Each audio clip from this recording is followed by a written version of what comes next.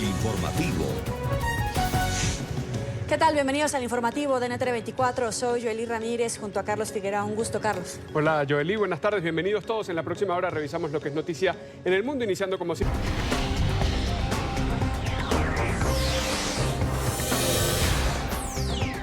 La delegación mexicana que está en Washington para intentar pactar un acuerdo que evite los aranceles de Estados Unidos a México se reúne con funcionarios en la Casa Blanca y en el Departamento de Estado. Los encuentros ocurren mientras los arrestos en la frontera llegan al nivel más alto de los últimos 7 años. Emiliana Molina, desde Washington, tiene el reporte. Emiliana, buenas tardes. Adelante.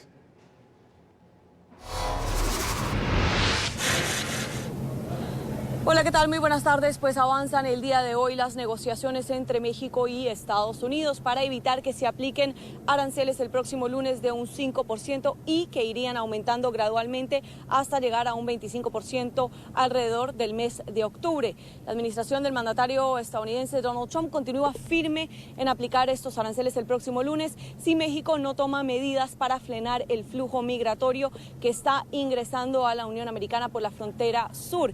De hecho, el canciller mexicano ha dicho en los últimos días que México sí está haciendo o tomando medidas para frenar el flujo de los centroamericanos que están llegando a Estados Unidos, pero recientemente se publicaron las cifras del mes de mayo de las personas que habían sido detenidos en la frontera entre México y Estados Unidos, y esto equivale a un aumento del 32% si lo comparamos con el mes de abril, y de hecho son las cifras de detenciones más altas en los últimos 7 años. Estados Unidos está pidiendo una de varias cosas de parte del gobierno de Andrés Manuel López Obrador, y esto es que ayuden a que los migrantes puedan gestionar peticiones de asilo desde suelo mexicano. Yo creo que se hizo mucho progreso ayer, pero debemos hacer más. México ha estado haciendo por años miles de millones de dólares, una fortuna completa a costa de los Estados Unidos. Ha llegado la hora para que México actúe decisivamente para trabajar con Estados Unidos y asistirnos y reforzar nuestras leyes al reforzar las suyas, asegurando la frontera. Y nosotros les dejamos claro que el presidente Trump va a continuar firme en sus intenciones de detener la crisis de inmigración ilegal en la frontera.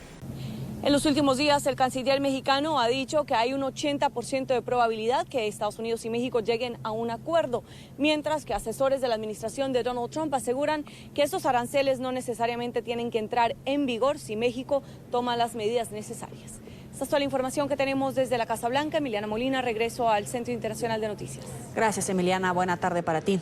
Y en medio del choque diplomático, una particular propuesta hizo el presidente mexicano Andrés Manuel López Obrador. En su conferencia matutina, el mandatario anunció que realizará un acto por la unidad nacional y para mantener una relación de amistad con el gobierno de Donald Trump. Según López Obrador, será una concentración en la ciudad fronteriza de Tijuana este sábado a las 5 de la tarde, a la que asistirán gobernadores estatales, legisladores federales, ministros de la Suprema Corte, integrantes del Poder Judicial, dirigentes obreros, campesinos, empresarios y líderes religiosos. Vamos a llevar a cabo, y estoy convocando al pueblo de México, a todos los sectores, de todas las clases sociales, de todas las culturas, para un acto de unidad en defensa de la dignidad de México y en favor de la amistad con el pueblo de Estados Unidos. Vamos a llevar a cabo este acto el sábado próximo a las 5 de la tarde en Tijuana, Baja California. Estoy invitando a los gobernadores de todos los estados del país. Voy a invitar a los legisladores federales, locales, de todas las expresiones.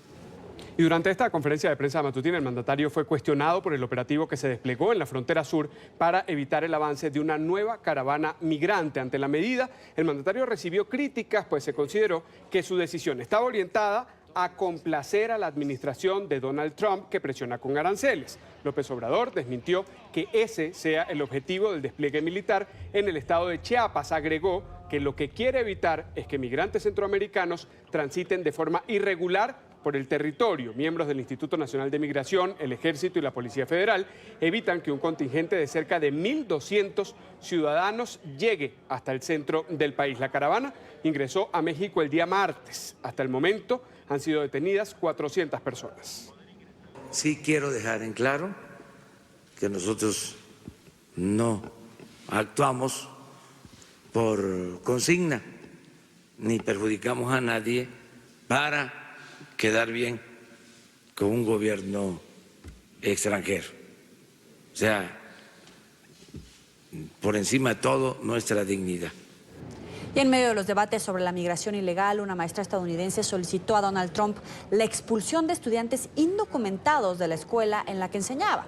Georgia Clark, docente de la preparatoria de Fort Worth, en Texas, hizo su solicitud al mandatario a través de Twitter.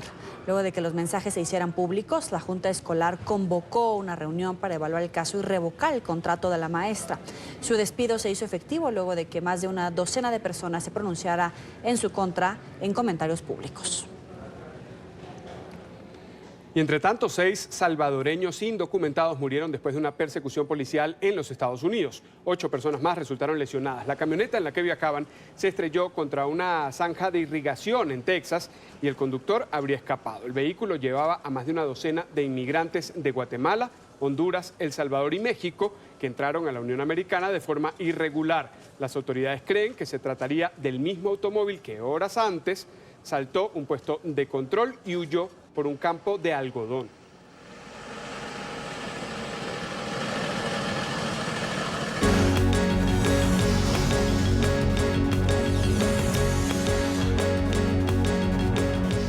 El Grupo de Lima se reúne hoy en Guatemala para volver a debatir una salida a la crisis en Venezuela. Al encuentro han sido puestas sobre la mesa las conclusiones de la cita anterior que mantuvieron miembros de este bloque con el denominado Grupo de Contacto Internacional, encabezado por la Unión Europea y que ocurrió el lunes en Nueva York.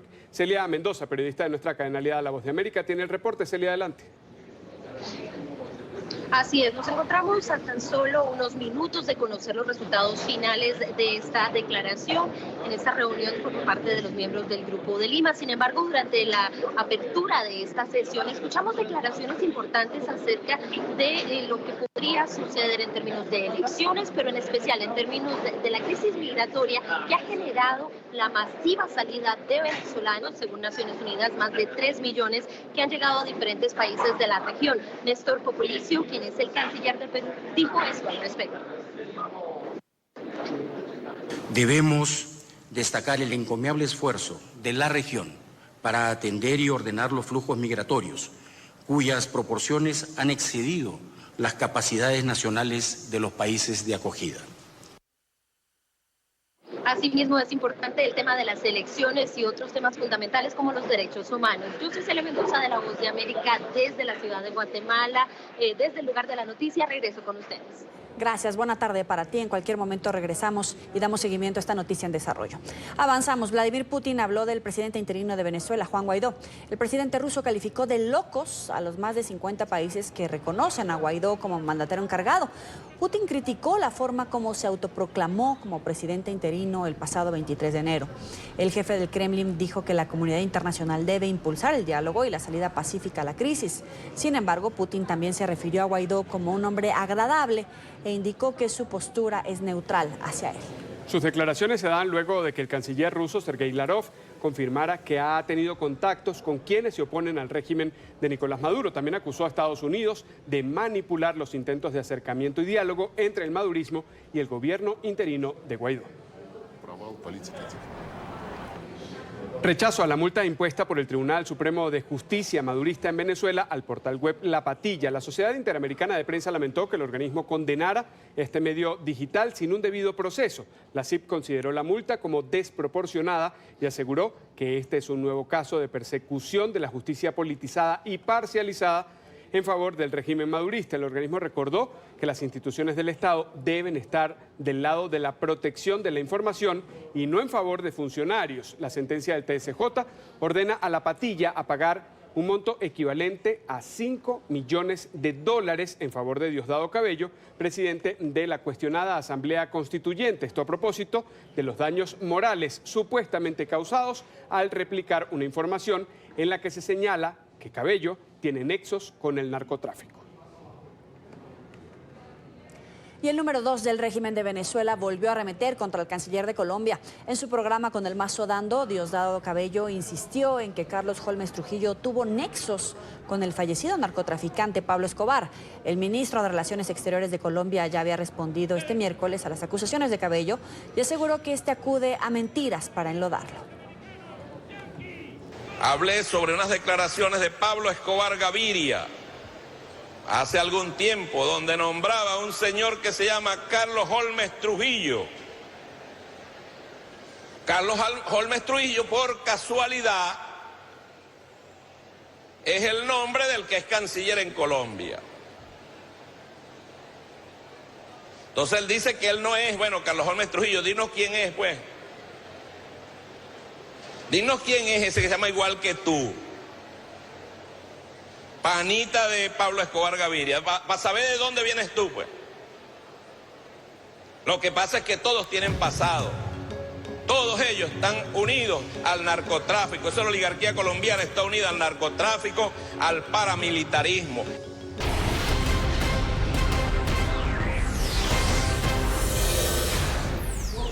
Emergencia por lluvias en Guatemala. Varias regiones del país se vieron afectadas por las precipitaciones de este miércoles que dejaron inundaciones, deslaves y accidentes de tránsito. Solo 2 horas de lluvia bastaron para dejar varias vías bajo el agua y generar un colapso en el tránsito, principalmente en la capital del país. Aunque no hay reporte de heridos o víctimas mortales, las autoridades se mantienen en alerta, pues este es el principio de la ola invernal en la nación centroamericana. Escombros y sillas vacías, eso es lo que queda del Hospital Periférico de Coche, ubicado en Caracas, la capital de Venezuela. Tuvo que ser cerrado hace 7 meses por falta de recursos. El régimen de Nicolás Maduro prometió reconstruir el centro médico, pero hasta el momento no ha cumplido. NTN 24 en el lugar de la noticia con Oliver Fernández, que está en el interior del hospital. Oliver, muy buena tarde. Sí, así es. Muy buenas tardes. Gracias por este contacto. A esta hora nos encontramos dentro del Hospital Periférico de Coche, uno de los hospitales referencia no solo en Caracas, sino también nacional. Se encuentra cerrado desde hace 7 meses. Son 7 las compañías que están trabajando en este centro asistencial. Son 1.200 los trabajadores que están siendo afectados. Y el régimen de Nicolás Maduro pues no ha garantizado los recursos para que este centro asistencial vuelva a entrar en funcionamiento. Vale destacar que tuvimos la oportunidad de conversar con varios de sus trabajadores. Uno de ellos es revolucionario, o se hace llamar revolucionario. Ha dicho que el propio Nicolás Maduro en el año 2013 prometió que iba a poner, palabras textuales, a este centro asistencial como una tacita de plata, y hoy ellos han dicho que se sienten defraudados por estas palabras. Vamos a escucharlo. Sí nos sentimos engañados, pues, papá, porque él vino una vez y nos dijo eso, que el hospital iba a ser una tacita de cristal, y yo no vi, yo que tengo 10 años aquí, yo no vi ninguna tacita de cristal, ni un pocillo espectre vi yo, pues. Entonces, yo me siento defraudado, pues. Es decir, es que nosotros, todos los venezolanos de este país tenemos que apoyarnos para que este hospital salga adelante, porque yo soy Contraloría, pero yo soy paciente del hospital y yo necesito como tal el hospital prontamente abierto o reestructurado.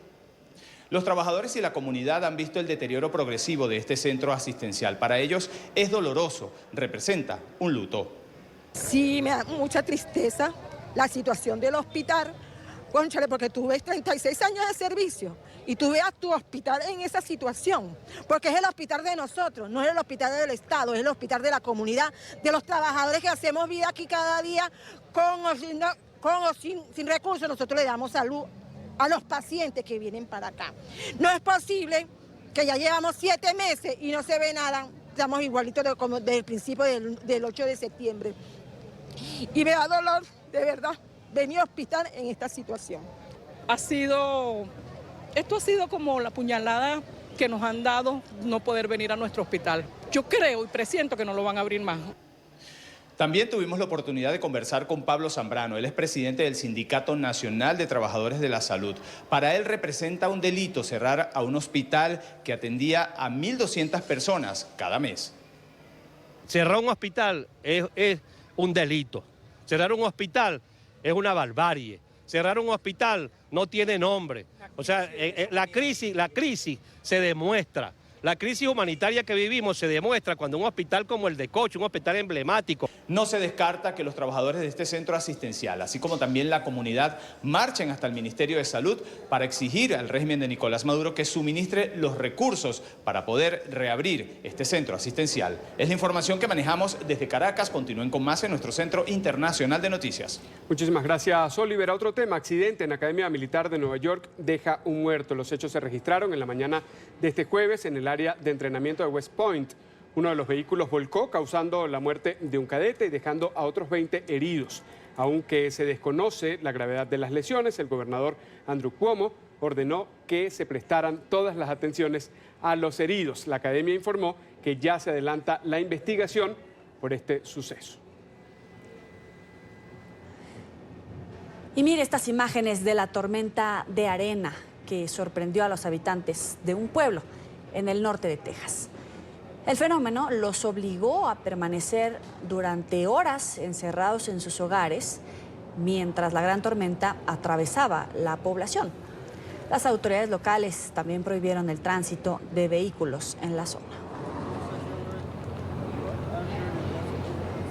Después de que la detención del pastor evangélico Nason Joaquín García por cargos de tráfico de personas y pornografía infantil, los representantes de la iglesia que él lidera salieron en su defensa.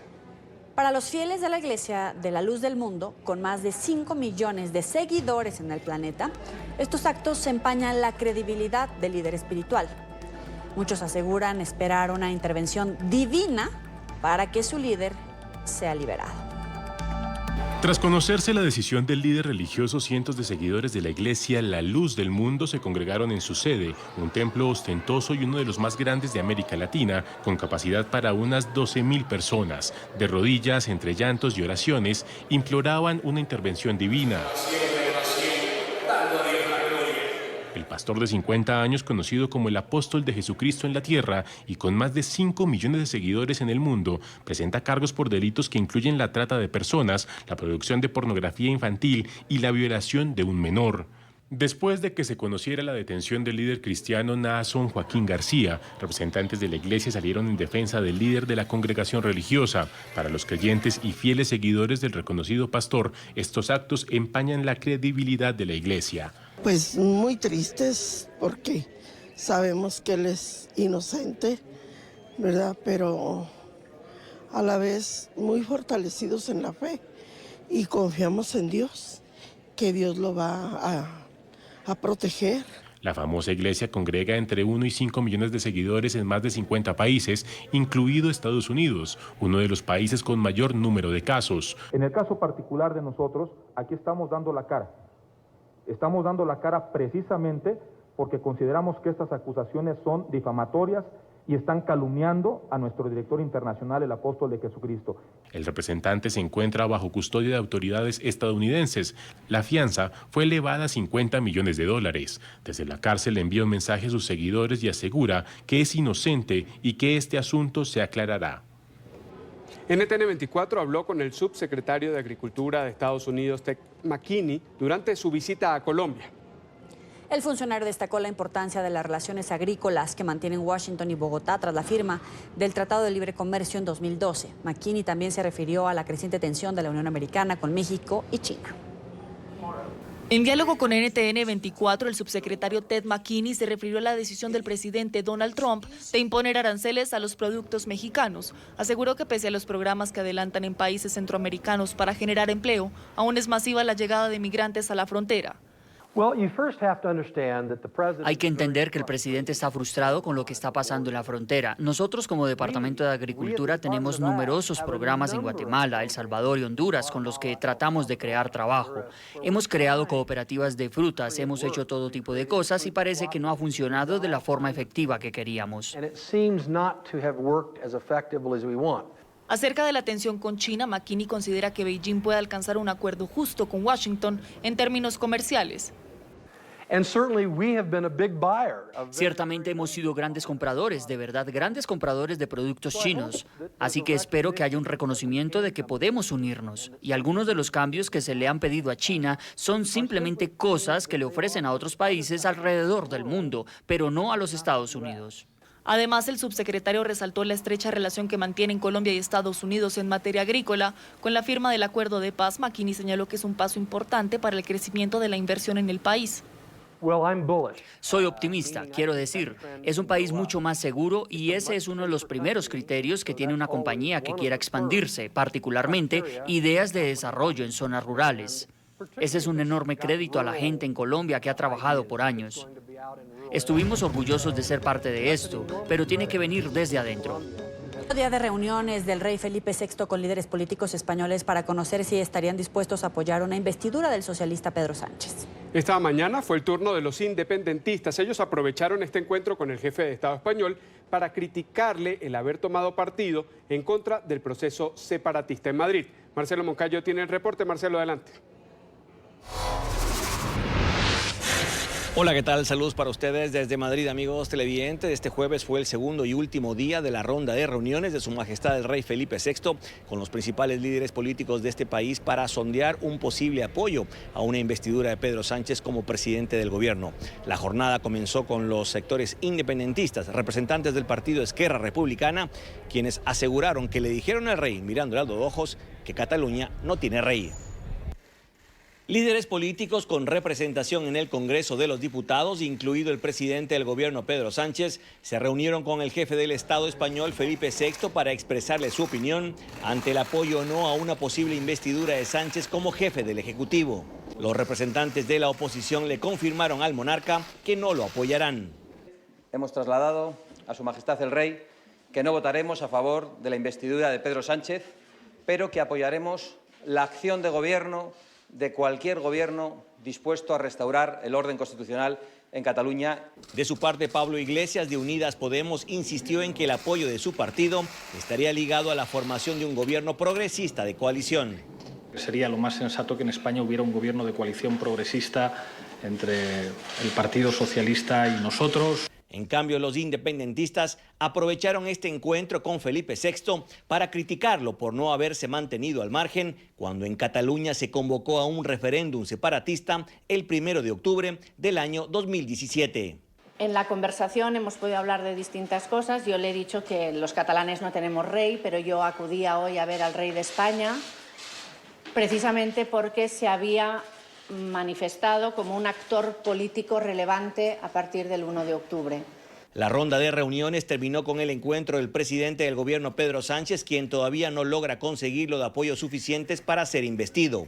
Tiene 123 diputados y necesita 176 votos a favor para ser designado como jefe del Ejecutivo en primera votación. Si no los consigue, tendría que someterse a una segunda votación en donde necesita más votos positivos que negativos, situación que es más factible que se dé. Se espera que en las próximas horas Felipe VI comunique a la presidenta del Congreso si encarga o no a Pedro Sánchez formar gobierno. Amigos televidentes, y si todos los cálculos se dan, lo más probable es que entre la primera y segunda semana de julio sea la investidura de Pedro Sánchez como presidente del gobierno aquí en el Congreso de los Diputados. Este es el informe Marcelo Moncayo, NTN 24, Madrid. Gracias, Marcelo. Y avanzamos con varios homenajes. Dirigentes del mundo recuerdan los 75 años del desembarco de las tropas aliadas en las playas de Normandía durante la Segunda Guerra Mundial. Los líderes de Europa y Estados Unidos encabezaron emotivos actos en el norte de Francia. 300 excombatientes veteranos presenciaron las ceremonias. A esta hora continúan los homenajes en las costas francesas.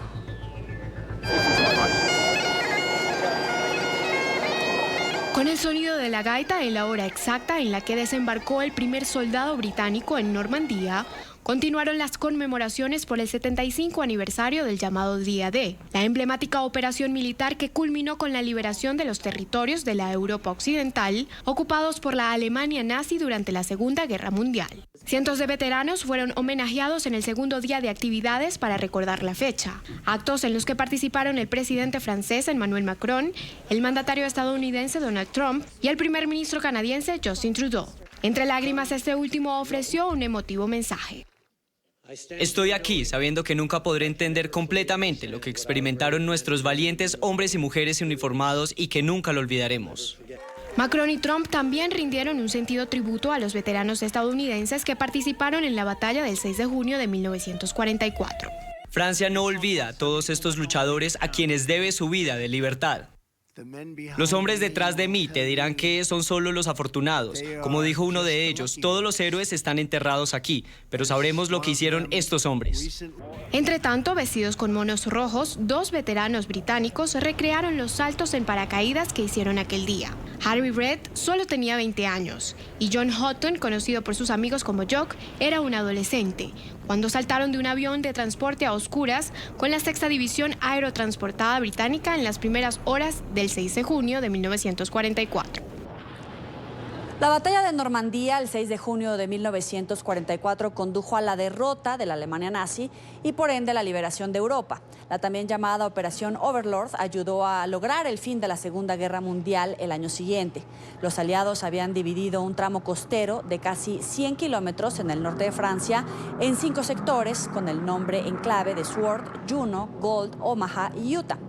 Al oeste, en Omaha y Utah, llegaron las fuerzas estadounidenses. En el lado este, las fuerzas británicas predominaban en Sword y Gold, mientras que los canadienses lo hicieron en Juno. Es el asalto anfibio más grande de la historia. Se cobró la vida de aproximadamente 4.400 soldados en un solo día. El desembarco de las tropas en Normandía fue la operación militar que condujo a los aliados a ganar la Segunda Guerra Mundial. 75 años después, 300 veteranos británicos emprendieron el mismo viaje a bordo del MV Boudica, escoltados por una flotilla de barcos de la Marina Real Británica. Zarparon hacia Normandía, en el norte de Francia, desde la ciudad inglesa de Portsmouth, cubriendo la ruta tomada en el día D. Ese 6 de junio de 1944, Mary Scott transmitió mensajes a los barcos estacionados frente a las costas francesas.